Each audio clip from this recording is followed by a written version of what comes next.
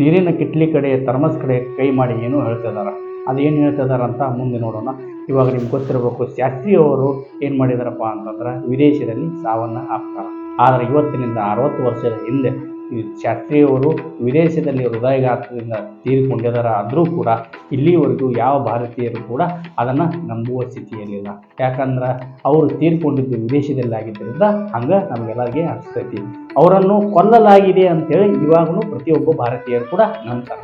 ನಿಮ್ಗೆ ಗೊತ್ತಿರಲಿ, ಶಾಸ್ತ್ರಿಯವರು ತಾಷ್ಕೆಂಟ್ ಪ್ರವೇಶಕ್ಕೆ ಹೋಗಿರ್ತಾರೆ. ಯಾಕಂದ್ರೆ ಭಾರತ ಮತ್ತು ಪಾಕಿಸ್ತಾನದ ನಡುವೆ 1965ರಲ್ಲಿ ಒಂದು ಯುದ್ಧ ನಡೀತಿರ್ತೈತಿ. ಆ ಯುದ್ಧದಿಂದ ಭಾಳ ಸಾವು ನೋವುಗಳು ಉಂಟಾಗಿರ್ತಾವೆ. ಅದನ್ನು ಉಳಿಸೋಕ್ಕಂತೇಳಿ ಅಲ್ಲಿ ಹೋಗಿರ್ತಾರೆ.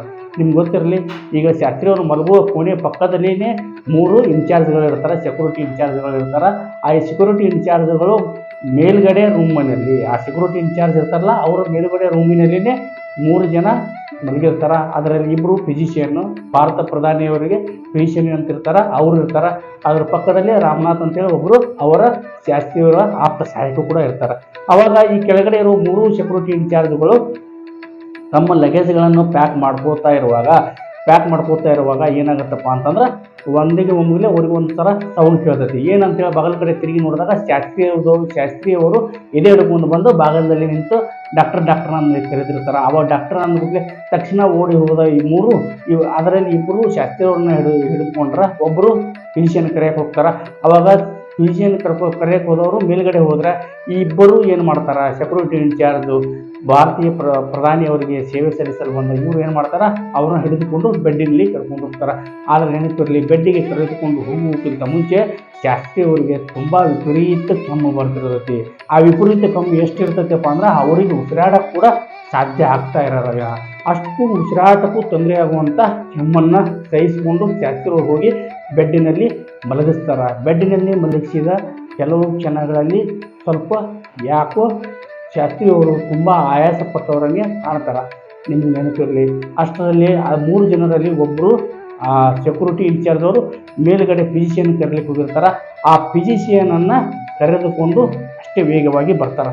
ಅಷ್ಟೇ ವೇಗವಾಗಿ ಬಂದವರು ಅವರ ನಾಡಿ ಮಿಡಿತ ಮತ್ತು ಹೃದಯ ಬಡಿತ, ಉಸಿರಾಟವನ್ನು 3 ಚೆಕ್ ಮಾಡಿ ನೋಡಿದಾಗ ಶಾಸ್ತ್ರಿಯವರಿಗೆ ಸ್ವಲ್ಪ ಏನೋ ತೊಂದರೆ ಆಗಿದೆ ಅನ್ನೋದು ತಿಳಿದು ಬರ್ತದೆ. ಅವಾಗ ಏನು ಮಾಡ್ತಾರೆ, ಶಾಸ್ತ್ರಿ ಅವರನ್ನು ಹೊರಗೆ ತಮ್ಮ ಬೆಡ್ಡಿಗೆ ಹೊರಗೆ ಕುಳಿತುಕೊಳ್ಳೋ ಹಾಗೆ ಮಾಡಿ ಅವ್ರಿಗೆ ಏನು ಮಾಡ್ತಾರೆ, ಪಲ್ಸನ್ನು ಚೆಕ್ ಮಾಡ್ತಾರೆ. ಆ ಪಲ್ಸನ್ನು ಚೆಕ್ ಮಾಡಿದಾಗ ಅವ್ರಿಗೆ ಅನ್ಸುತ್ತೆ ಮೋಸ್ಟ್ಲಿ ಸಮಥಿಂಗ್ ಹ್ಯಾಪನ್ ಅಂತೇಳಿ.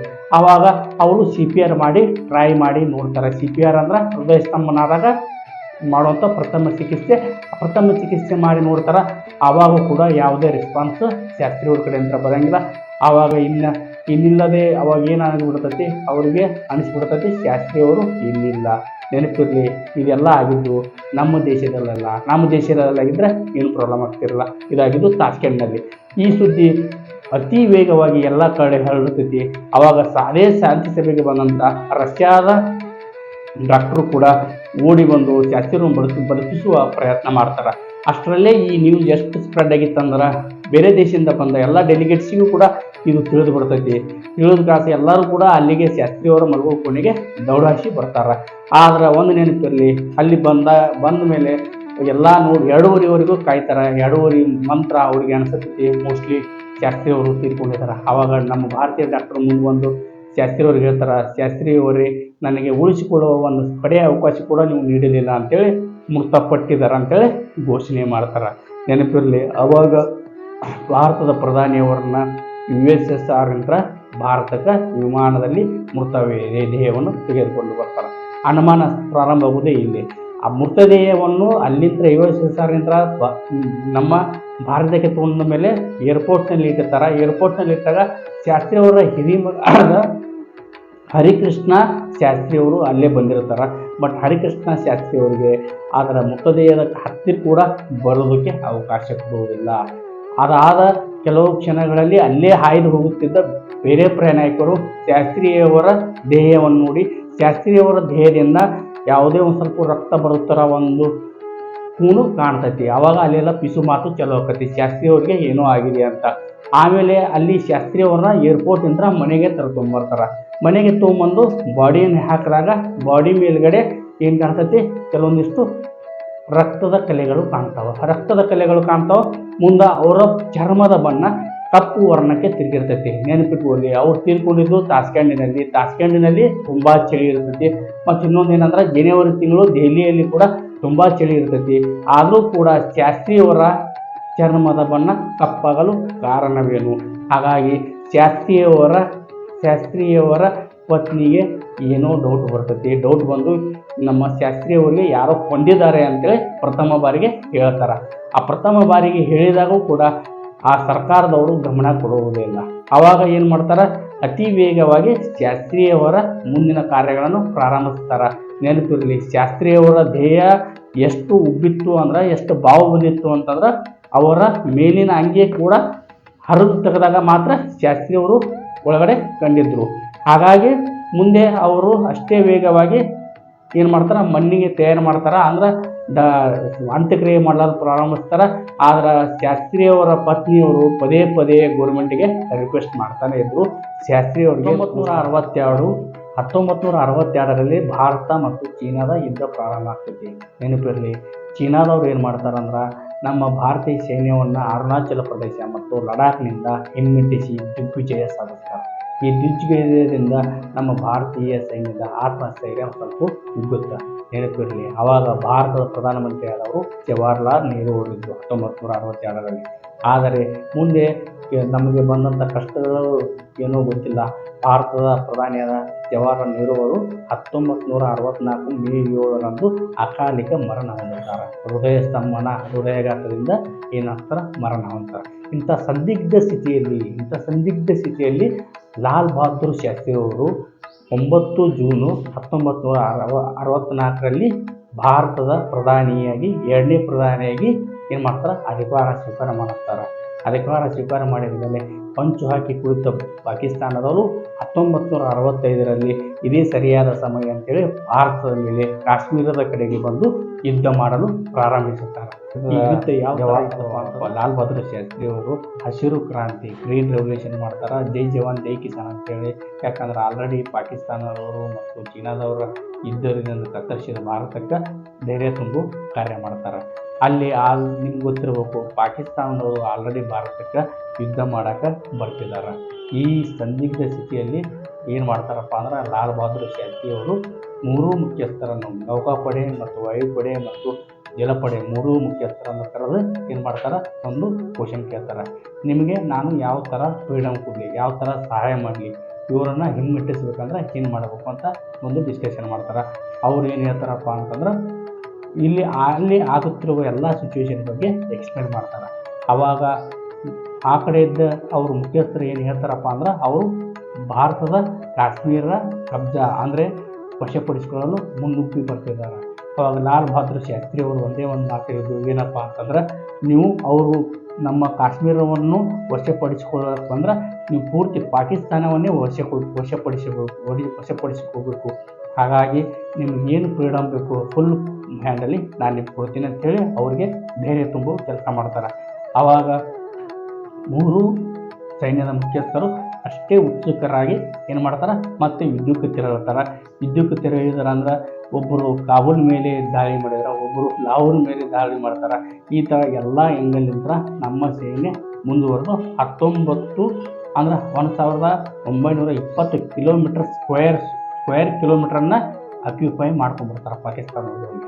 ಈ ಅಕ್ಯುಪೈ ಮಾಡ್ಕೊಂಡಿದ್ದು ನೋಡಿ ಪಾಕಿಸ್ತಾನದವರ ಜರ್ಜರಿತರಾಗಿ ಹೋಗ್ಬಿಡ್ತಾರೆ. ಇನ್ನೂ ಒಂದಿಷ್ಟು ದಿನ ನಾವು ಹೇಗೆ ಕುಂತು ಹೋದ್ರೆ ನಮ್ಗೆ ಕಷ್ಟ ಆಗುತ್ತೆ ಅಂತೇಳಿ ಅವಾಗ ವಿಶ್ವದ ಯಾರಿಗೆ, ಅಮೇರಿಕದವ್ರಿಗೆ ಕಾಲಿಗೆ ಹೋಗ್ತಾರೆ. ಅಮೇರಿಕದವರು ಅಧ್ಯಕ್ಷರು ಫೋನ್ ಮಾಡಿ ಲಾಲ್ ಬಹದ್ದೂರ್ ಶಾಸ್ತ್ರಿ ಅವರಿಗೆ ಏನು ಹೇಳ್ತಾರಪ್ಪ ಅಂತಂದ್ರೆ, ನೀವು ಯುದ್ಧವನ್ನು ನಿಲ್ಲಿಸದೇ ಹೋದರೆ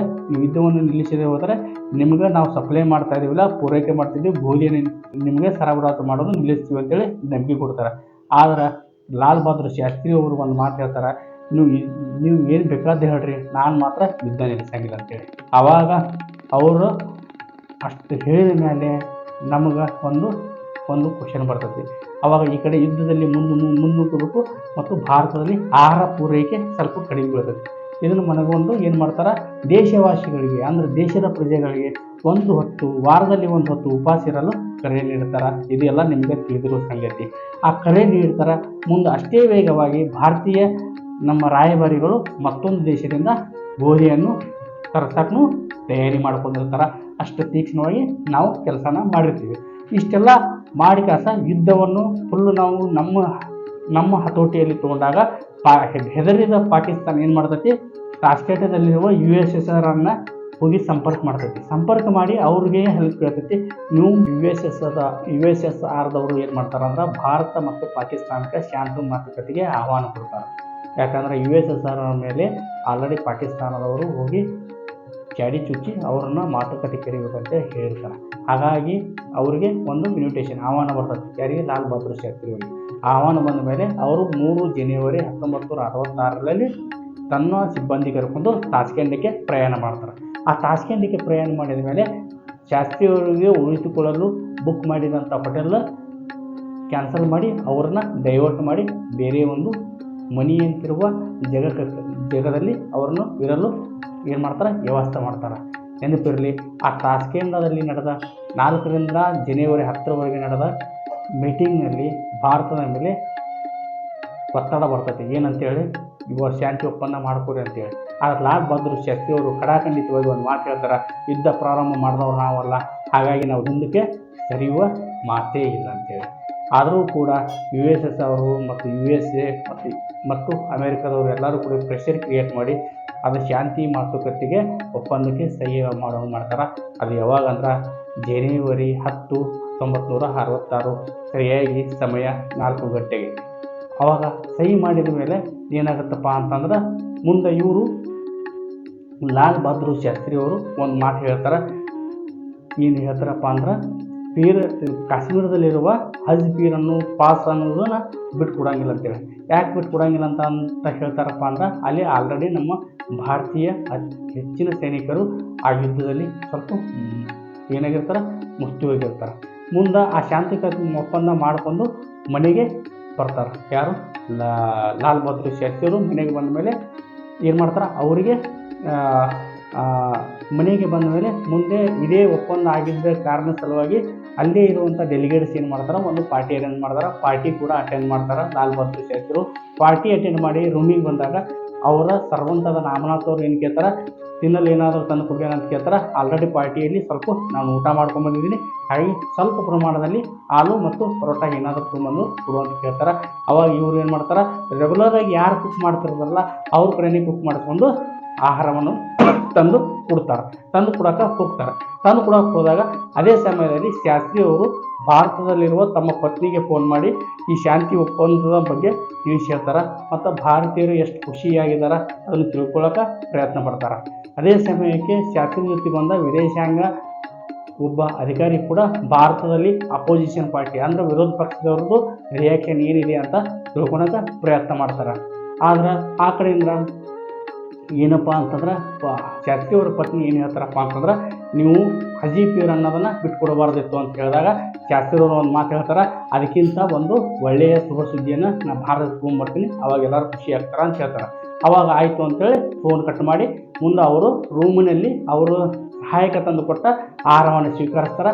ಆಹಾರವನ್ನು ಸ್ವೀಕರಿಸಿದ ಮೇಲೆ ಕೆಲವು ಸಮಯದ ನಂತರ ಅವರಿಗೆ ಅವರ ಸಹಾಯಕ ಏನು ಮಾಡ್ತಾರೆ, ಒಂದು ಟ್ಯಾಬ್ಲೆಟ್ ಕೊಡ್ತಾರೆ ಮತ್ತು ನೀರು ಕೊಡ್ತಾರೆ. ಅದು ಡೈಜೆಷನ್ಗೆ ಹೆಲ್ಪ್ ಆಗಲ್ಲ ಅಂತ ರೆಗ್ಯುಲರ್ ಕೊಡುವಂಥದ್ದು ಟ್ಯಾಬ್ಲೆಟು. ಹಾಗಾಗಿ ಅದನ್ನು ಸ್ವೀಕರಿಸಿದ ಶಾಸ್ತ್ರಿಯವರು ಏನು ಮಾಡ್ತಾರೆ, ಹತ್ತಿಂದ ಎತ್ತಿಗೆ ಓಡಾಡ್ತಿರ್ತಾರೆ. ಆ ಓಡಾಡ್ಕೊಂತ ಅವರು ಡೈಜೆಷನ್ ಮಾಡ್ಕೊತಿರ್ತಾರೆ. ಅಷ್ಟೊತ್ತಿಗೆ ಒಬ್ಬ ಫೋಟೋಗ್ರಾಫರ್ ಬಂದು ಶಾಸ್ತ್ರಿಯವರು ಫೋಟೋ ತೊಗೊತೀನಿ ಅಂತೇಳಿ ಕೇಳ್ತಾರೆ. ಅವಾಗ ರಾಮನಾಥ್ ಅವರು ಬೇಡ, ಈಗ ತಗೊಳ್ಳೋದು ಅವಶ್ಯಕತೆ ಇಲ್ಲ, ಯಾಕಂದ್ರೆ ಶಾಸ್ತ್ರಿಯವರು ಸ್ವಲ್ಪ ಏನಾಗಿದ್ದಾರೆ, ಟಯರ್ಡ್ ಆಗಿದ್ದಾರೆ ಅಂಥೇಳಿ ಅವ್ರನ್ನ ಹೊರಗೆ ಕಳಿಸ್ತಾರೆ. ಇದು ನೀವು ನೋಡ್ತಿರೋದು ರಿಯಲ್ ಫುಟೇಜ್. ಆಮೇಲೆ ಅವ್ರನ್ನ ಹೊರಗಡೆ ಕಳಿಸಿದ ಮೇಲೆ ರಾಮನಾಥ್ ಅವರು ಒಳಗಡೆ ಹೋದ ಮೇಲೆ ರಾಮನಾಥ್ ಅವರು ಒಳಗಡೆ ಹೋಗ್ತಾರೆ. ರಾಮನಾಥ್ ಅವರು ಒಳಗಡೆ ಹೋದ ಮೇಲೆ ಶಾಸ್ತ್ರಿಜಿಯವರು ಏನು ಹೇಳ್ತಾರೆ, ನಾನು ಆಲ್ರೆಡಿ ಸ್ವಲ್ಪ ಟಯರ್ಡ್ ಆಗಿದ್ದೀನಿ, ನೀವು ಒಂದು ಕೆಲಸ ಮಾಡಿ, ನಾನು ಮಲಗ್ತೀನಿ, ನೀವು ಮಲಗಿ ಅಂಥೇಳಿ ಲೈಟ್ ಬಂದ್ ಮಾಡಿ ಅವ್ರನ್ನ ಏನು ಮಾಡ್ತಾರೆ, ಹೊರಗಡೆ ಕಳಿಸುವ ಪ್ರಯತ್ನ. ನೀವು ಇವಾಗ ಆಲ್ರೆಡಿ ನೋಡಿರಿ ಏನಂತಂದ್ರೆ, ಅವತ್ತು ರಾತ್ರಿ ಊಟ ಮಾಡಿ ಮಲಗಿದ ಲಾಲ್ ಬಹದ್ದೂರ್ ಶಾಸ್ತ್ರಿಯವರು ಹೇಗೆ ಅವರ ಎದೆ ನೋವು ಕಾಣಿಸ್ಕೊಳ್ತು, ಯಾವ ಥರ ಅವ್ರು ಹೋಗಿ ತಮ್ಮ ಪರ್ಸನಲ್ ಅಥವಾ ದೇಶದ ಸೆಕ್ಯೂರಿಟಿ ಇನ್ಚಾರ್ಜ್ ಹತ್ರ ಹೋಗಿ ಹೇಳ್ತಾರೆ. ಆಮೇಲೆ ಯಾವ ಥರ ಬಂದು ಡಾಕ್ಟರ್ ಅವ್ರಿಗೆ ಟ್ರೀಟ್ಮೆಂಟ್ ಮಾಡಿ ಬದುಕಕ್ಕೆ ಪ್ರಯತ್ನ ಪಡ್ತಾರೆ. ಇದೆಲ್ಲ ನೀವು ಇವಾಗಲೇ ವಿಡಿಯೋ ಮೊದಲಿನಲ್ಲಿ ನೋಡಿ ತಿಳ್ಕೊಂಡಿರಿ. ಆದರೆ ನೆನಪಿರಲಿ, USSR ಮತ್ತು ಭಾರತಕ್ಕೆ ಬಂದ ಮೇಲೆ ಎಷ್ಟೋ ಸಾರಿ ಅವರ ಪತ್ನಿಯವರು ಮೃತದೇಹ ಭಾರತಕ್ಕೆ ಬಂದ ಮೇಲೆ ಮೃತದೇಹವನ್ನು ಪೋಸ್ಟ್ ಮಾರ್ಟಮ್ ಮಾಡಂದ್ರೂ ಕೂಡ ಗೌರ್ಮೆಂಟದವರು ಮಾಡಲಿಲ್ಲ. ಯಾಕೆ ಪ್ರಶ್ನೆ ಉಳಿತೈತಿ. ಮತ್ತೊಂದು ಇನ್ನೊಂದು ತಿಳ್ಕೊರಿ, ರಾಮನಾಥ್ ಅನ್ನುವ ಅಸಿಸ್ಟೆಂಟ್ ಸಹಾಯಕ ಕೂಡ ಮುಂದೆ ಮೃತ್ಯು ಆಗ್ತಾನೆ. ಯಾವಾಗ ಮೃತ್ಯು ಆಗ್ತಾನೆ ಅಂದ್ರೆ ಲಾಲ್ ಬಹದ್ದೂರ್ ಶಾಸ್ತ್ರಿ ಅವರು ತೀರಿ ಹೋದ 10 ವರ್ಷದ ನಂತರ ಒಂದು ಎನ್ಕ್ವೈರಿ ಕಮಿಟಿ ರೆಡಿ ಮಾಡ್ತಾರೆ. ಆ ಎನ್ಕ್ವೈರಿ ನಡೀತಿರ್ಬೇಕಾದ್ರೆ ಸಾಕ್ಷಿಯಾಗಿದ್ದ ಇಬ್ಬರು ವ್ಯಕ್ತಿಗಳು ಬೇರೆ ಬೇರೆ ಅಪಘಾತಗಳಲ್ಲಿ ಮೃತ್ಯು ಆಗ್ತಾರೆ. ಅಪಘಾತ ಹಾಗಾದರೆ ಹೇಗಾಯಿತು? ಏನಾದರೂ ಶಾಸ್ತ್ರಿಯವರಿಗೆ ವಿಷ ಉಳಿಸಿದ್ರೆ ಅದು ಹೊರಗೆ ಬರುತ್ತೆ ಅಂತೇಳಿ ತಿಳ್ಕೊಂಡು ಈ ಥರ ಅಪಘಾತ ಮಾಡಿದ್ರೆ ಇಲ್ಲಿವರೆಗೂ ತಿಳಿದಿಲ್ಲ. ಹಾಗಾದರೆ ಒಂದ್ಸಲ ಕೂಲಂಕುಷವಾಗಿ ನೋಡೋಣ ಬನ್ನಿ. ಹಾಗಾದರೆ ISI ಪಾಕಿಸ್ತಾನದವರು ಏನಾದರೂ ಈ ಕೃತ್ಯದಲ್ಲಿ ಭಾಗಿಯಾಗಿದ್ದಾರಾ ಅಂತ ನಿಮ್ಗೆ ಏನಾದರೂ ಅನುಮಾನ ಇದ್ದರೆ ಅದು ಕೆಲವೊಂದು ಸಲ ನೋಡಿದಾಗ ಇಲ್ಲ, ಸಾಧ್ಯ ಇಲ್ಲ ಅನ್ಸುತ್ತೆ. ಯಾಕಂದರೆ ಆಲ್ರೆಡಿ ಪಾಕಿಸ್ತಾನದವ್ರಿಗೆ ನಮ್ಮ ಭಾರತ ಚಳ್ಳೆ ಹಣ್ಣು ತಿನ್ನಿಸಿ ಅವರ ಪೂರ್ತಿ ಏರಿಯಾನ ವಶಪಡಿಸ್ಕೊಳ್ಳೋಕೆ ಹೋಗಿತ್ತು. ಆ ಧೈರ್ಯ ಪಾಕಿಸ್ತಾನದವರಿಗೆ ಬರಲು ಸಾಧ್ಯವೇ ಇಲ್ಲ. ಇನ್ನೊಂದು ನೆಕ್ಸ್ಟ್ ಹಾಗಾದ್ರೆ ಯಾರು ಇರ್ಬೋದು ಅಂತ ವಿಚಾರ ಮಾಡಿದಾಗ USSRದವರು ಏನಾದರೂ ಇರ್ಬೋದಾ? ಸಾಧ್ಯವೇ ಇಲ್ಲ. ಯಾಕೆ ಹೇಳಿ, USSRದವರು ಮತ್ತು ಅಮೇರಿಕಾದವರು ವರ್ಲ್ಡ್ ನಂಬರ್ 1 ಸಲುವಾಗಿ ಆಲ್ರೆಡಿ ಫೈಟ್ ನಡೀತಾ ಇತ್ತು. ವರ್ಲ್ಡ್ ನಂಬರ್ 1 ಯಾರಾಗಬೇಕು ಅಂತೇಳಿ. ಆದರೆ ಒಂದು ತಿಳ್ಕೊಳ್ಳಿ, ಈ USSRದವರು ಪಾಕಿಸ್ತಾನ ಮತ್ತು ಭಾರತವನ್ನು ಅಲ್ಲಿಗೆ ಕರೆಸಿ ಭಾರತದ ಪ್ರಧಾನಿಗೆ ಏನಾದರೂ ವಿಷ ಉಳಿಸಿ ಸಾಯಿಬಿಡಿದಾಗ ಸಾವು ಸಂಭವಿಸಿದಾಗ ಅದು ವಿಶ್ವಾಸ ದ್ರೋಹ ಆಗಿ ಜಗತ್ತಿನಲ್ಲೇ ಪೂರ್ತಿ ಅವರ ಹೆಸರು ಕೆಡ್ತೈತಿ. ಹಾಗಾಗಿ ಅವರು ಮಾಡಲು ಸಾಧ್ಯವಿಲ್ಲ. ಇದು ಬಹಳ ನೆನಪಿನಲ್ಲಿರಬೇಕು. ಹಾಗಾದರೆ ಮೂರನೇದವರು ಯಾರಾದರೂ ಮಾಡಿರ್ಬೋದಾ? ಇಲ್ಲ, ಸಾಧ್ಯವೇ ಇಲ್ಲ. ಹಾಗಾದರೆ ಈಗ ಅನುಮಾನ ಬರೋದೇ ಭಾರತದ ರಾಜಕೀಯ ವ್ಯಕ್ತಿಗಳ ಮೇಲೆ. ಇದ್ದರೂ ಇರಬಹುದು. ಆದರೆ ರಾಜಕೀಯ ವ್ಯಕ್ತಿಗಳು ಇದರಲ್ಲಿ ಇನ್ವಾಲ್ವ್ ಆಗಿದ್ದಾರಂತ ಇಲ್ಲಿವರೆಗೂ ಯಾವುದೇ ಪುರಾವೆಗಳು ಬಂದಿಲ್ಲ. ಭಾರತದ ಪ್ರಧಾನಿಗಳಾಗಿದ್ದಾರೆ ಅನ್ನೋ ಒಂದೇ ಕಾರಣಕ್ಕೆ ವಿದೇಶದಲ್ಲಿ ಏನಾದರೂ ಪೋಸ್ಟ್ ಮಾರ್ಟಮ್ ಮಾಡಲು ಹಿಂದೇಟು ಹಾಕಿದ್ದಾರಾ? ಅದು ಗೊತ್ತಿಲ್ಲ. ಒಂದು ವೇಳೆ ಅಲ್ಲಿ ಹಿಂದೇಟು ಹಾಕಿದರೆ ಭಾರತದಲ್ಲಿ ಬಂದಾಗ ಮಾಡಬಹುದಿತ್ತಲ್ಲ, ಅದು ಕೂಡ ಯಾಕೆ ಮಾಡಲಿಲ್ಲ? ಈ ಅನುಮಾನಗಳು ಪ್ರತಿಯೊಬ್ಬರಿಗೆ ಕಾಡುತ್ತಿರುತ್ತದೆ. ನಿಮಗೊಂದು ತಿಳ್ಕೊರಿ, USSRದಾಗ ಅಂದರೆ ತಾಷ್ಕೆಂಟಿನಲ್ಲಿ ಲಾಲ್ ಬಹದ್ದೂರ್ ಶಾಸ್ತ್ರಿಯವರು ಮೃತಪಟ್ಟಾಗ ಅವರ ದೇಹದಿಂದ 2 ಬಾಟಲ್ ರಕ್ತವನ್ನು ತೆಗೆಯಲಾಗಿತ್ತು. ಯಾಕಂದರೆ ಮುಂದೆ ಎಂದಾದರೂ ಭಾರತದವರು ಪೋಸ್ಟ್ ಮಾರ್ಟಮ್ ಮಾಡಿದಾಗ ಅಥವಾ ವಿಟ್ನೆಸ್ ಕೇಳಿದಾಗ ಕೊಡಬೇಕಂತೇಳಿ ಅವರು ತೆಗೆದು ರಿಸರ್ವ್ ಮಾಡಿ ಇಟ್ಟಿದ್ರು. ಬಟ್ ಭಾರತದವರು ಅದನ್ನು ಯಾವತ್ತೂ ಡಿಮಾಂಡ್ ಮಾಡಲೇ ಇಲ್ಲ. ಆದರೆ ಇವರೇ ಮುಂದೆ ಬಂದು ಕೇಳುವ ಹಾಗೂ ಇರಲಿಲ್ಲ. ಯಾಕಂದರೆ ಇವರೇ ಅನುಮಾನ ಹುಟ್ಟುವ ಹಾಗಿತ್ತು. ಹಾಗಾಗಿ ಲಾಲ್ ಬಹದ್ದೂರ್ ಶಾಸ್ತ್ರಿಯವರ ಸಾವು ಏನು ನೈಸರ್ಗಿಕವಾಗಿದೆಯೋ ಅಥವಾ ವಿಷ ಉಣಿಸಿ ಸಾಯಿಸಲಾಗಿದೆ ಅಂತ ಇಲ್ಲಿವರೆಗೂ ಯಾರಿಗೂ ತಿಳಿದಿಲ್ಲ. ಯಾಕಂದ್ರೆ ಅವರ ಸಾವು ಒಂದು ಉತ್ತರ ಇಲ್ಲದ ಪ್ರಶ್ನೆಯಾಗಿದೆ. ಇನ್ನೊಂದು ಏನಂದ್ರೆ ಹೋಮಿ ಬಾಬು ಜಹಾಂಗೀರ್ ಅವರು ಅಣ್ವಸ್ತ್ರ ಸಿಡಿಸಲು ತಯಾರಿ ನಡೆಸ್ತಾ ಇದ್ರು. ಯಾಕಂದ್ರೆ ಅವಾಗೇ ಚಾನ್ಸಸ್ ಇತ್ತು. ಆದರೆ 1998ರಲ್ಲಿ ನಾವು ಅಣ್ವಸ್ತ್ರ ಸಿಡಿಸಿದ್ವಿ. ಆದರೆ ಒಂದು ವೇಳೆ ಹೋಮಿ ಬಾಬು ಜಹಾಂಗೀರ್ ಅವರು ಇದ್ರೆ ನಾವು ಜಗತ್ತಿನಲ್ಲೇ ವರ್ಲ್ಡ್ ನಂಬರ್ 1 ಆಗ್ತೀವಿ ಅನ್ನೋದು ಭಯ ಏನಾದರೂ ಅಮೇರಿಕಕ್ಕೆ ಕಡಿತಾ? ಅದು ಕೂಡ ಗೊತ್ತಿಲ್ಲ. ಯಾಕಂದ್ರೆ ತಿಳಿದಿರಲಿ ನಿಮ್ಗೆ, ಲಾಲ್ ಬಹದ್ದೂರ್ ಶಾಸ್ತ್ರಿಯವರು ತೀರಿಕೊಂಡ ಕೇವಲ 10-15 ದಿನಗಳಲ್ಲಿ ಹೋಮಿ ಬಾ ಜಹಾಂಗೀರ್ ಅವರು ಕೂಡ ಪ್ಲೇನ್ ಎಕ್ಸ್ಪ್ಲೇನ್ಗೆ ನಮಗೆ ಕೆಲವೊಂದಷ್ಟು ಪ್ರಶ್ನೆಗಳಿಗೆಲ್ಲ ಪ್ರಶ್ನೆಗಳು ಯಾವ್ಯಾವ ಅಂತಂದ್ರೆ ಹೇಳುವವರು ಯಾರು? ಭಾರತದ ಲಾಲ್ ಬಹದ್ದೂರ್ ಶಾಸ್ತ್ರಿ ಒಂದು ಭಾರತಕ್ಕೆ ಸರ್ಪ್ರೈಸ್ ಅಂತ ಕೊಡಬೇಕಾಗಿದ್ದು ಏನಿತ್ತು? ಆ ಸರ್ಪ್ರೈಸಲ್ಲಿ ಏನಾದರೂ ನೇತಾಜಿ ಸುಭಾಷ್ ಚಂದ್ರ ಬೋಸ್ ಅವರ ಫೋಟೋ ಇದ್ದಿದ್ದು ನಾವು ಕಾಣ್ತಾ ಇರ್ತೀವಿ. ಮತ್ತು ಇನ್ನೊಂದು ಏನಂದ್ರೆ ಅಲ್ಲಿ ಅನುಮಾನಾಸ್ಪದವಾಗಿ ತೀರಿಕೊಂಡ ಲಾಲ್ ಬಹದ್ದೂರ್ ಶಾಸ್ತ್ರಿಯವರ ಮೃತದೇಹವನ್ನು ಪೋಸ್ಟ್ ಮಾರ್ಟಮ್ ಯಾಕೆ ಮಾಡಲಿಲ್ಲ? ಹಾಗಾದರೆ ಭಾರತಕ್ಕೆ ಬಂದಾಗ ಆದರೂ ಮಾಡ್ಬೋದಿತ್ತಲ್ಲ, ಇಲ್ಲಿವರೆಗೂ ಯಾಕೆ ಮಾಡಲಿಲ್ಲ ಅನ್ನೋದು 2ನೇ ಅನುಮಾನ. ಇನ್ನು 3ನೇ ಅನುಮಾನ ಏನಂತಂದ್ರೆ ರಿಪೀಟೆಡ್ಲಿ ಅಂದರೆ ಕಂಟಿನ್ಯೂಸ್ ಆಗಿ ರಿಕ್ವೆಸ್ಟ್ ಮಾಡ್ತಾಯಿದ್ರು ಲಾಲ್ ಬಹದ್ದೂರ್ ಶಾಸ್ತ್ರಿಯವರ ಪತ್ನಿಯವರು ಪೋಸ್ಟ್ ಮಾರ್ಟಮ್ ಮಾಡಿ ಅಂಥೇಳಿ. ಆದರೂ ಕೂಡ ಯಾಕೆ ಮಾಡದೆ ಸುಮ್ಮನೆ ಬಿಟ್ಟರು. ಮತ್ತು ಇನ್ನೊಂದು ಏನಪ್ಪ ಅಂದ್ರೆ 10 ವರ್ಷ ನಂತರ ಎನ್ಕ್ವೈರಿ ಕಮಿಟಿ ಮಾಡ್ತಾರೆ. ಎನ್ಕ್ವೈರಿ ಕಮಿಟಿ ಮಾಡಿದಾಗ 2 ಮೀನು ವಿಕ್ಟಿಮ್ ಆದ 2 ಸಾಕ್ಷಿಗಳನ್ನು ಯಾಕೆ ರೋಡ್ ಆಕ್ಸಿಡೆಂಟಲ್ಲಿ ಸಾಯ್ತಾರ? ಇಷ್ಟೆಲ್ಲ ಆದಮೇಲೆ ಒಂದು ತಿಳ್ಕೊರಿ, ಭಾರತದಿಂದ ಶಾಸ್ತ್ರಿಯವ್ರ ಜೊತೆ ಹೋದ 2 ಅಧಿಕಾರಿಗಳಿಗೆ ಮುಂದೆ 2 ವರ್ಷದಲ್ಲಿ ಪ್ರಮೋಷನ್ ಸಿಕ್ಕು ಫಾರಿನ್ ಸೆಕ್ರೆಟರಿಯಲ್ಲಿ ಉತ್ತಮ ಹುದ್ದೆಗಳನ್ನು ಸ್ವೀಕರಿಸ್ತಾರೆ. ಇದೆಲ್ಲ ಹೇಗಾಯಿತು, ಯಾಕಾಯಿತು? ಶಾಸ್ತ್ರಿಗಳ ಸಾವಿಗೆ ನ್ಯಾಯವೇ ಇಲ್ಲವೇ? ನ್ಯಾಯ ಯಾವಾಗ ಸಿಗುವುದು? ಇಲ್ಲಿಗೆ ಇಂದಿಗೆ ಇವತ್ತಿಗೆ ನಿಮಗೆ ಗೊತ್ತಿರಬೇಕು, ಜನವರಿ 13, 1966ರಂದು ಅವರ ಅಂತ್ಯಕ್ರಿಯೆಯಾಯಿತು. ಇವತ್ತಿಗೆ ಸರಿಯಾಗಿ 60 ವರ್ಷಗಳ ಹಿಂದೆ ನಡೆದ ಘಟನೆ ಇನ್ನೂ ಭಾರತೀಯರ ಮನದಲ್ಲಿ ಅಚ್ಚಿ ಅಳಿಯದೇ ಉಳಿದಿದೆ. ಇವಾಗಲಾದರೂ ಆ ಪ್ರಶ್ನೆಗೆ ಉತ್ತರ ಸಿಕ್ಕಿತೆ. ನಾವು ಕಾದು ನೋಡ್ತಾ ಇದ್ದೀವಿ, ನೀವು ಕಾಯ್ದು ನೋಡಿ. ಧನ್ಯವಾದಗಳು.